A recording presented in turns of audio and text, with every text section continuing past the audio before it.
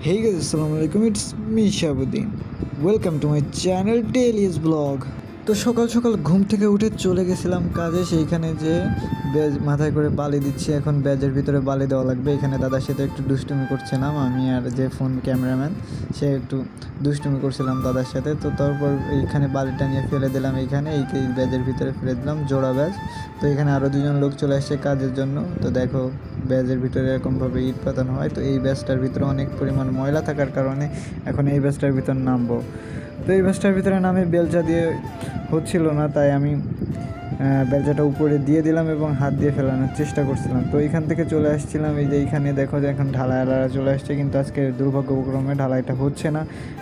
তাই আমি চলে আসছিলাম অন্য একটা সাইডে এসে এখানে দেখি দাদুরা কাঠ নিয়ে বোর্ড বানাচ্ছিল এবং আমি এইখানে চলে গেলাম রডের কাছে।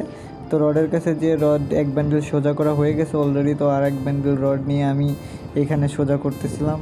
আর আরেকজন ভাই ছিল, তাকে বলছিলাম ভাই একটু ক্যামেরাটা ধরো, আমি ভিডিও করতেছি। তাই মোবারক ভাইকে অনেক অনেক ধন্যবাদ। এবং তারপরে ওইখানে রড সোজা করা হয়ে গেলে এখানে আমার হাতটা কেটে গেল, খুব রক্ত বেরোচ্ছিলো খুবখানি। এখন তো ঠিক দেখা যাচ্ছে না, কিন্তু একটু পর খুব রক্ত বেরোচ্ছিলো। দেখো কতটা রক্ত বেরোচ্ছে। তো রক্ত আমাকে বের হোক আর যাই হোক, কন্ট্রাক্টর কি আর সেটা শুনবে, তারপরে বসে থেকে কী লাভ। তাই এখানে উঠে গেলাম সানসেটের উপরে উঠে এখানে সমস্ত কার্নিশটা খুলে তারপরে আবার চলে আসলাম রডের ওইখানে এসে যতগুলো রড সোজা করেছিলাম সবগুলো রডে রিং বানানোর জন্য কেটে রাখলাম। তো আজকের কাজ এই পর্যন্ত কি হয়েছিল, বেশি কাজ করতে পারিনি আজকেরা।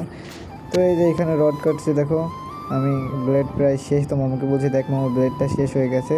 তাই তো দেখো কত সুন্দরভাবে এখানে রডগুলো কেটে আমার সবগুলো রড কাটা শেষে এখন চলে যাব বাড়ি। তো আজকের ভিডিওটা এই পর্যন্ত কিছু লাগলো, কেমন লাগলো ভিডিওটা অবশ্যই জানাবেন। এবং আমার ইউটিউব চ্যানেলে নতুন হয়ে থাকলে আমার ইউটিউব চ্যানেলটা সাবস্ক্রাইব করে দেবেন। সবাইকে আসসালামু আলাইকুম, ধন্যবাদ। সবাই সুস্থ থাকবেন, ভালো থাকবেন এবং আমার জন্য দোয়া করবেন। আল্লাহ হাফেজ।